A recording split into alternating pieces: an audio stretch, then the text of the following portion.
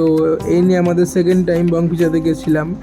আর last গেছিলাম হচ্ছে কি কঙ্কনা ওর জন্মদিনের ট্রিট দিতে নিয়ে গেছিলো, সেটার তো একটা ব্লগ আছে, তো চলো দেখতে থাকো তোমরা। এই নিয়ে সেকেন্ড টাইম চলে আসলাম আবার বংফিজাতে, আমরা চারজনেই। লাস্ট কঙ্কনার জন্মদিনে এসেছিলাম, আর এখন আবার পুজোর। তো ভিতরে যেহেতু অনেক ভিড় ছিল তার জন্য আমাদেরকে প্রথমে ওয়েট করতে বলেছিল।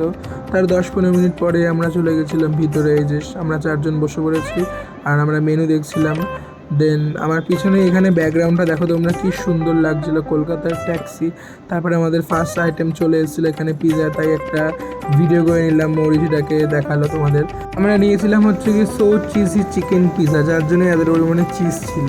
তো তারপরেই চলে এসেছিল আমাদের dragon noodles with chicken Manchurian.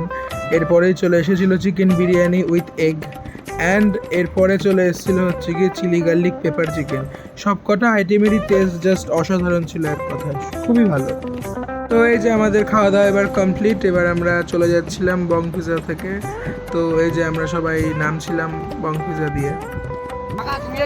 খাওয়া দাওয়া কমপ্লিট, এখানে মৌরি, ওই যে কঙ্কনা, বা কঙ্কনা কোথায় হারিয়ে গেল, এই যে কঙ্কনা খেয়ালি দুনিয়া, এখানে পোগো, এখানে মৌরি, আর এই যে এবার আমরা বাড়িতে। ওই যে এখানে কঙ্কনাকে তোমাদেরকে বলে দিচ্ছে, তোমরা গিয়ে অবশ্যই একবার বংফিজাতে ট্রাই করতেই পারো।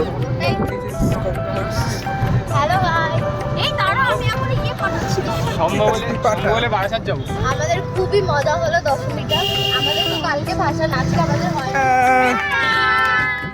তো ফাইনালি বাড়ি চলেই আসলাম, এখন বাজে তোমার 11:46। আমরা দেরি করেই গেছিলাম, অবশ্য 9টার সময় গেছিলাম, তো একটু তো সময় লাগবেই, মানে ভিড় থাকে পুজোর সময়।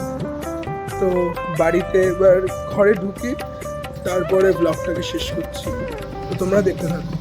তো ঘরে চলে আসলাম, তাহলে আজকের এই দশমীর ব্লগটাকে এখানেই শেষ করছি। আবার দেখা হবে আর একটা নতুন ব্লগে, ততক্ষণের জন্য বাই বাই, টাটা।